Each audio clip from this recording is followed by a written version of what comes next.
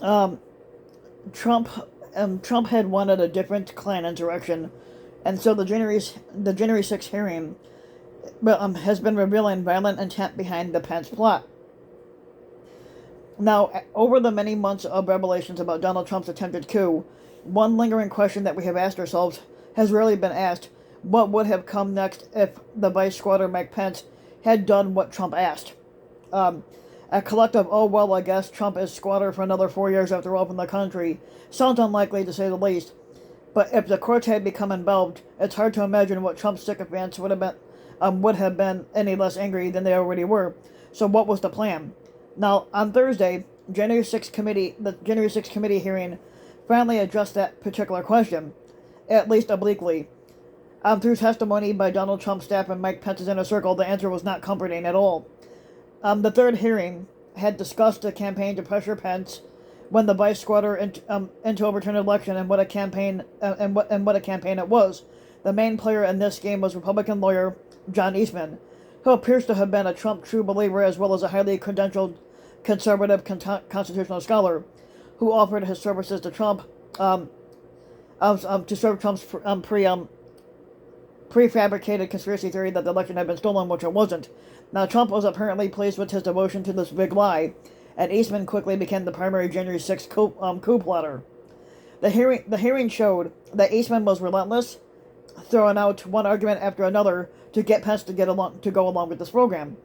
Him, his and Trump entreaties were met with a furious pushback from the White House counsel's office and Pence's own lawyers, who argued that it was illegal, which it was.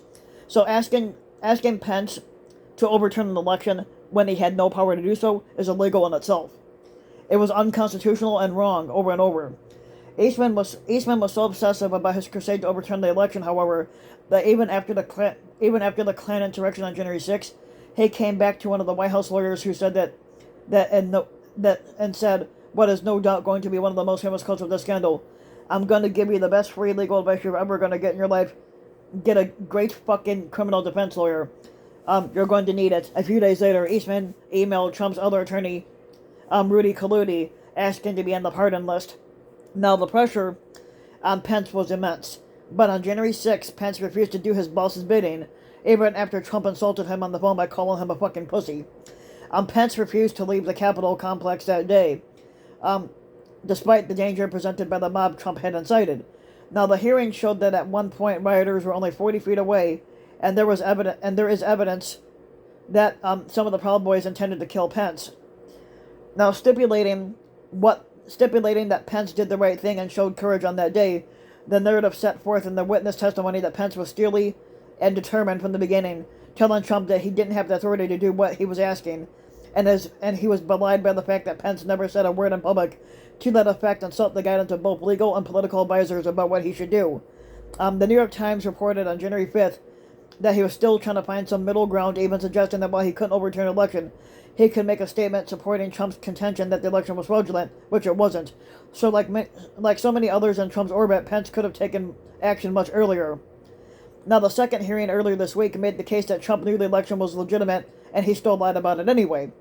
The upshot of the third hearing was that Trump and his lawyers knew the plot to overturn the election was illegal and unconstitutional, and they still pushed it anyway. It was an act of sheer partisan power, perfectly illustrated by this comment. Now let's take you could go back to 2000 when Gore and Bush were running. He said absolutely Al Gore didn't have a basis to do it back in 2000, but Kamala Harris shouldn't be able to do it in 2024. But I think you should do it anyway. Eastman and Trump thought that they could bully their way through and get their way, which it backfired on them. The testimony strongly suggests that they were well prepared for, and even perhaps anticipating, violence as a result of their actions, but it's not clear at all that they anticipated their own sycophants, the inbred sycophants, to storm the Capitol before the vote was even taken. And they assumed that there would be violence in the streets after Pence did their bidding. Now, Greg Jacob, who's a former advisor to Pence, had relayed a conversation with Eastman in which the two discussed a possible reaction. Jacob said the whole gambit would be kicked out of court, and Eastman claimed that the Supreme Court would invoke the political question doctrine and refused to take the case.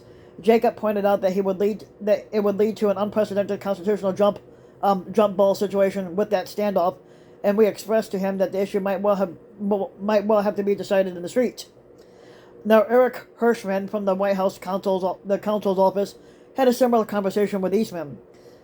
Basically, it was said that you're going to turn around and tell 78 plus million people in this country that your theory is this is how you're going to invalidate their votes because you think the election was stolen when in reality it wasn't, and we're not going to tolerate this. I said you're going to cause riots in the streets, and he said words to the effect of this: there has been violence in the history of our country, and to protect the democracy or to protect the republic. It's pretty fucking clear that Eastman knew that there was a good chance for serious bloodshed if Pence had overturned the election, and I think it's fair to say that Trump knew that too.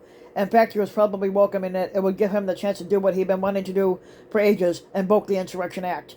Now, former acting defense secretary Chris Miller had told Congress over a year ago that Trump had ordered him to have the National Guard ready to protect the sycophants on January 6th.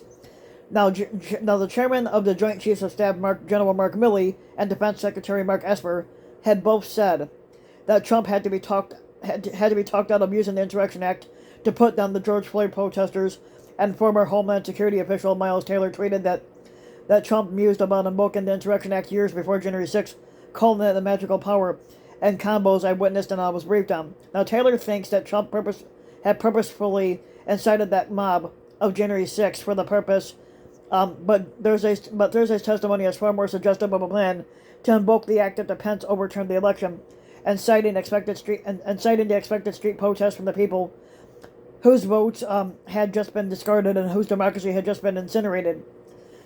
This would have given Trump the excuse he needed to solidify his coup with a classic military intervention. Now, Trump and his henchmen may very well have known their actions would incite an insurrection, but they had just planned for a different one than the one that they got, and when the mob stormed the Capitol, Trump was left with the choice to call out the National Guard and his own sycophants, or let them try to overturn the election by force, and we all know which path he would have chosen to take. Now, if you like the video, give the video a like and subscribe to my channel, RBW King. You can also hit the notification bell so that you'll be notified when a new video comes out. And if you want to support my work even further, you can donate to my Patreon link, which you can find in the About section of YouTube. And for just a little as a few bucks a month, your donation can help go a long way. And thanks for listening.